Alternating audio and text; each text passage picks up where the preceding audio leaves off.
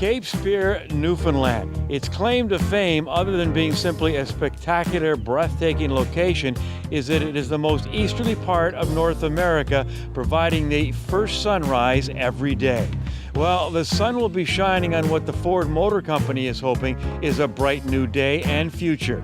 Because as we all know, with the exception of the Mustang, Ford is out of the car business and all in on CUVs and SUVs. So this week we find ourselves on the Rock to check out Ford's newest entry into its non-car lineup, and they're calling it the Ford EcoSport.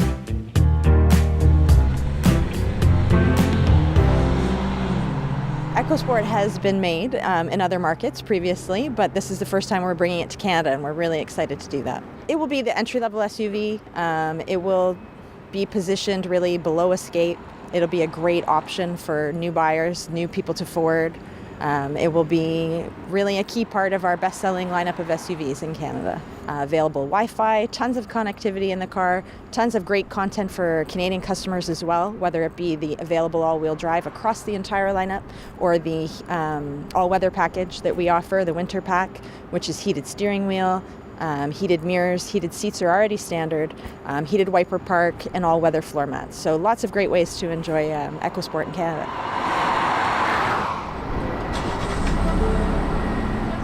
Powertrain with two options. Front-wheel drive arrays have a 1-liter EcoBoost engine, an award-winning engine, 123 horsepower, 125 pound-feet of torque.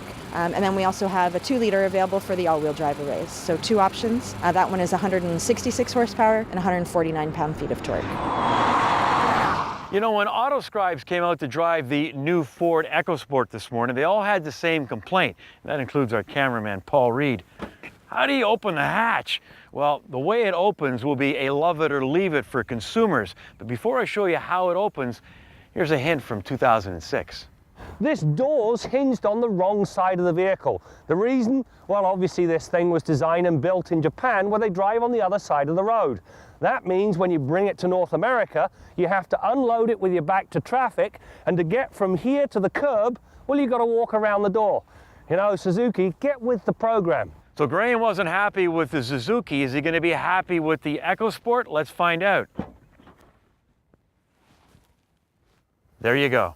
Some people are a little bit skeptical on the hatch, but I quite like it. I find it's something a little bit different. It's really well done. It is hydraulically assisted, so you don't have to worry about it flinging open and taking out anything that might be behind you. If you have only 1 or 2 things to load, it's actually probably much faster than the lift gate. So we'll see. The initial customers are receptive to it and enjoying it, so hopefully that continues. You know, being in the subcompact segment, the EcoSport is a small car. I mean, a small CUV.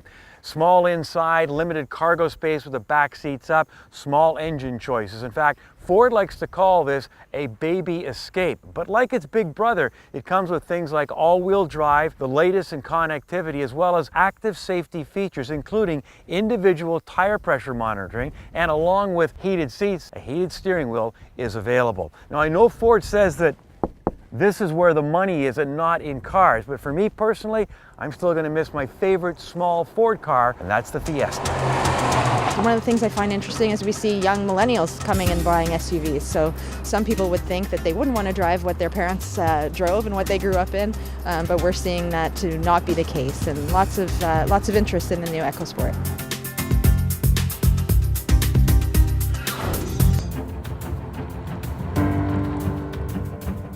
The bottom line in the new Ford EcoSport, hey, what you see is what you get. It's a small vehicle. However, if Ford is correct and you're looking for something small, you're not looking for a car. You're looking for a CUV. Well, you know what Bill Gardner always says, never buy more vehicle than you need. There's no fear of that with this EcoSport. But you know, the most interesting comment that I've heard all this week on The Rock was from a couple of young guys who work as valets at the hotel, and definitely the demographic that Ford is looking for. I said, so what do you think of this?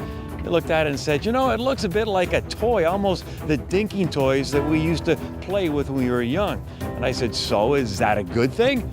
And they said, yeah. So I guess that's a thumbs up.